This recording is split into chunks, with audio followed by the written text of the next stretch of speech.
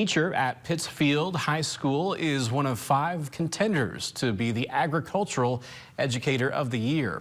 It is a statewide award which Jody Heavner has won before, but this time she was nominated by her very own students. Heavner says she's honored to be considered for the award. She has been a teacher more than 20 years, with 15 of them being at Pittsfield. She says her non-traditional route to agricultural teaching helps her give students life lessons.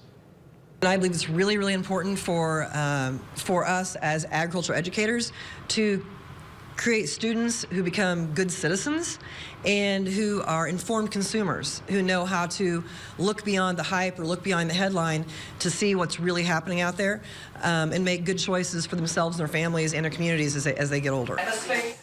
Heavner says she's proud to be teaching in agriculture in Illinois, extremely happy with her career. Well, job openings are